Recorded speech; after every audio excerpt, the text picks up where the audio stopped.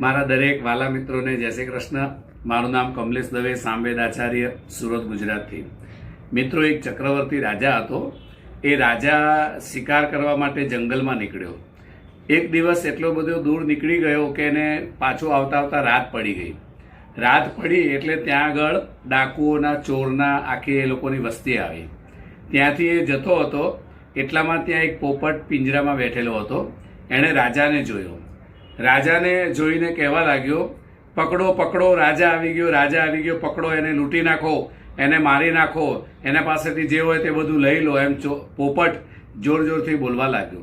એટલામાં ડાકુઓ, ચોર બધા ઉઠી ગયા। ઉઠી અને રાજાનો પીછો કરવા લાગ્યા। રાજા તો ગભરાઈ ગયો અને રાજાએ એનો ઘોડો એકદમ ફાસ્ટ ભગાયો અને ત્યાંથી ભાગતા ભાગતા રાજા આગળ નીકળી ગયો અને ચોર ત્યાં સુધી પહોંચી નહીં શક્યા। એમ કરતા કરતા રાજા થોડો આગળ નીકળ્યો। ત્યાં આગળ સવાર પડવા આવી હતી। લગભગ સવારે 4:30-5 વાગ્યાનો સમય હશે। એ સમયે ત્યાં આગળ ઋષિમુનિઓના આશ્રમ 2-3 એને દેખાયા। એ ઋષિમુનિઓના આશ્રમની બહાર પણ એક પોપટ હતો। તો એ પોપટ રાજાને જોઈ અને બોલવા લાગ્યો, આવો રાજા, આવો રાજા, રાજાનું સુસ્વાગતમ કરો, રાજાનું સ્વાગત કરો, રાજાને માળા પહેરાવો, રાજાને વિશ્રામ કરવા માટે જગ્યા આપો, પાણી પીવડાવો, એવું બધું પોપટ બોલવા લાગ્યો। એટલામાં ઋષિમુનિઓ બહાર આવ્યા। રાજાનું એમણે સ્વાગત કર્યું, રાજાને બેસવા માટે આસન આપ્યું, પીવા માટે પાણી આપ્યું। રાજા મનમાં વિચાર કરે છે કે આ પોપટ આવી રીતે બોલે છે, પેલો જે પોપટ હતો તે એવી રીતે બોલે છે। અને રાજાએ પછી પૂછ્યું કે ઋષિમુનિ, આવું કેમ?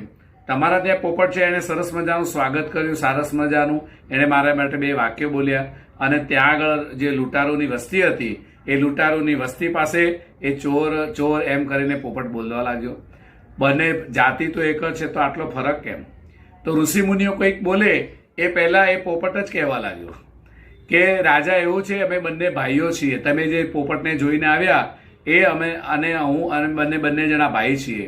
પણ અમારા ત્યાં જ્યારે અમે મોટા થયા તો એને જે ચોર લૂંટારૂ હતા એ બધા લઈ ગયા અને મને ઋષિમુનિઓ અહીંયા આગળ લઈ આવી ગયા। એટલે આપણે જેની પાસે રહીએ એવો આપણને રંગ લાગી જાય છે। મને ઋષિમુનિની જોડે રહેવાથી મને ઋષિમુનિનો રંગ લાગી ગયો અને ત્યાં આગળ એમની સંગમાં રહેવા લાગ્યો, તેને એનો સંગ લાગી ગયો। તો મિત્રો, જેવો સંગ એવો રંગ હોય છે।